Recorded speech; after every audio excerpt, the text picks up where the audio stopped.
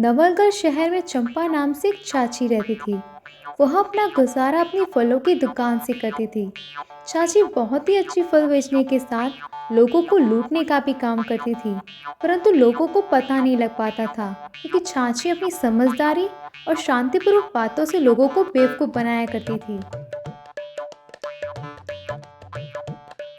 अरे ओ चाची नमस्ते, कैसी हो? अरे राम बेटा नमस्ते। मैं तो बढ़िया हूँ, तुम कैसे हो?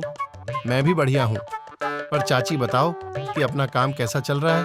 अच्छा काम तो ठीक ठाक चल रहा है। अरे रहने दो चाची, मुझे तुम्हारा पूरा काम पता है, मुझसे मत छुपाओ। अच्छा वो तो है, वो काम तो सही चल रहा है, तभी तो तुझे दूसरे शहर भेज सकी ना। बाकी ये शहर वाले बेवकूफ तो बन रहे हैं ना? अरे बेटा ये तो पैदा ही बेवकूफ हुए थे। अच्छा चाची। अच्छा राम बेटा, देखो वो जो आदमी आ रहा है ना, उसको मैं कैसे बेवकूफ बनाती हूँ। पर चाची बनाओगी कैसे? मैंने कांटे के एक तरफ चुंबक चिपका दिया है, जिससे कम फल होने के बाद भी वजन ज्यादा हो जाएगा। अच्छा चाची। अरे ओ चंपा रानी, जरा 2 किलो फल दे दो। अरे ओ रंगों के बादशाह रंगीला, बताओ कौन से फल दो। जो मन में आए तेरे वो दे दो, और जो हो तेरे जैसे मोटे मोटे। ये लो रंगीला। अरे चंपा चुड़ैल, तू क्या करती है ऐसा जादू कि 2 किलो में आते हैं केवल 7 ही फल? अरे ओ रंगीला, ये फल नहीं है साधारण, ये चंपा के स्टोर के फल हैं। खाओ और मस्त हो जाओ। ठीक है चंपा चुड़ैल, मैं जाता हूँ और खाता हूँ फल। देखा रमेश बेटा, कैसे मैंने रंगीला को बेवकूफ बना दिया। हाँ चाची। इस तरह से चाची अपने शहर के लोगों को बेवकूफ़ बनाकर खुद को होशियार समझती थी। और एक दिन अरे रमेश, ये गाड़ी में कौन आया है और इतने लोग आगे क्यों चल रहे हैं? जरा देख कर आना तो। हाँ चाची।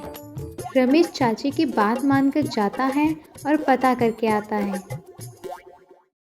चाची ये तो कोई सरकारी आदमी लगता है जो अपने शहर में आया है किसी काम के लिए।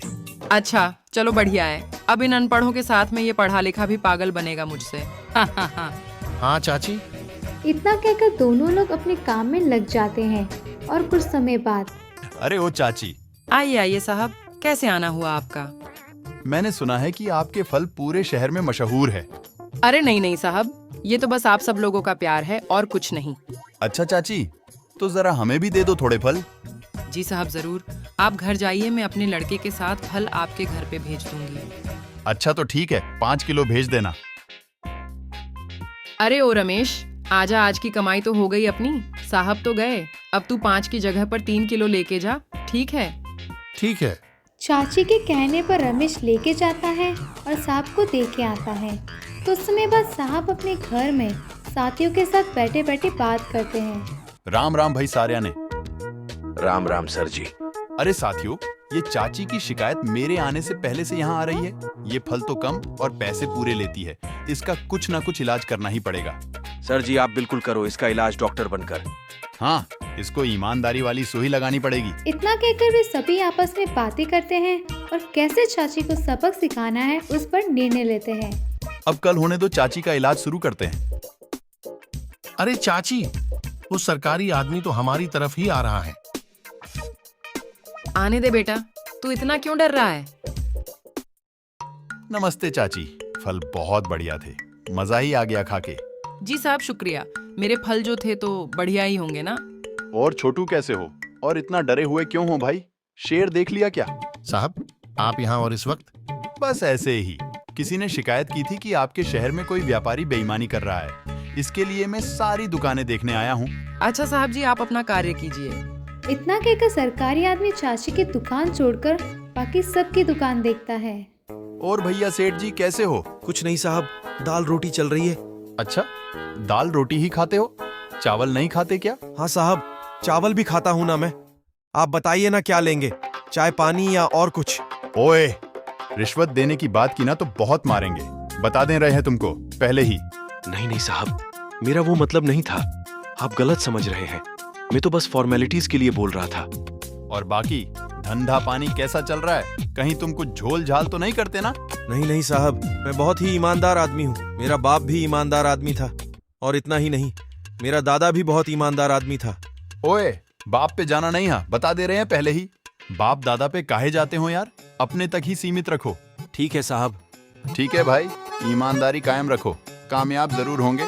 ठीक है साहब, ईमानदारी की इस बीमारी को कभी भी मैं मेरे शरीर से नहीं निकालूंगा। ओए छोटू, 50 रुपए काट इसका ओवर एक्टिंग का। नहीं नहीं साहब, माफ करे इस गरीब को।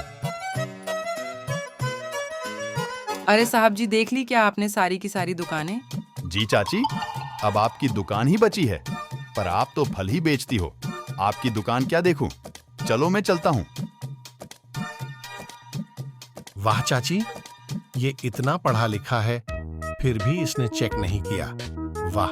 चल अब शांति रख और काम कर। इस तरह से सरकारी आदमी वहाँ से चला तो जाता है, परंतु उसने जो योजना बनाई थी अपने साथियों के साथ, उसको अब उपयोग करने के लिए वह अपने साथियों को वापस बुलाता है। अरे साथियों, अब हमें अपने प्लान के हिसाब से काम शुरू करना पड़ेगा। ठीक है सर जी। सुनो सब लोग, तुम में से कोई भी एक व्यक्ति बूढ़ा आदमी बनकर चाची के दुकान पर जाना और वहां से 5 किलो फल खरीदना और दूसरी दुकान पर उसका वजन करा लेना। उसके बाद अगर कोई भी झोल हो तो बाद में मेरे पास आके उसकी शिकायत करना, ठीक है? ठीक है सर जी। इस तरह से वे लोग योजना पर कार्य शुरू करते हैं। अरे ओ चंपा चाची, जरा 3 किलो फल दे दो हमको। अरे ओ बुढ़े, चाची होगी तेरी अम्मा, जबान संभाल कर बात कर। अच्छा ठीक है, गुस्सा मत करो, नहीं बोलूंगा तुमको, बस मुझे फल दे दो। बुढ़े, ये ले तेरे फल और पैसे दे के निकल जल्दी यहाँ से। अरे ओ प्यारे लाल, जरा इन फलों का वजन करके बताओ भाई। अरे ओ चाचा, ये तो 1.5 किलो ही है। लगता है किसी ने आपको चुना लगाया है। अरे भाई, किसने क्या, ये सब उस चंपा चुड़ैल का ही काम है। अभी उसको सबक सिखाता हूँ। हाँ चाचा, जाओ और सबक सिखाओ उसको।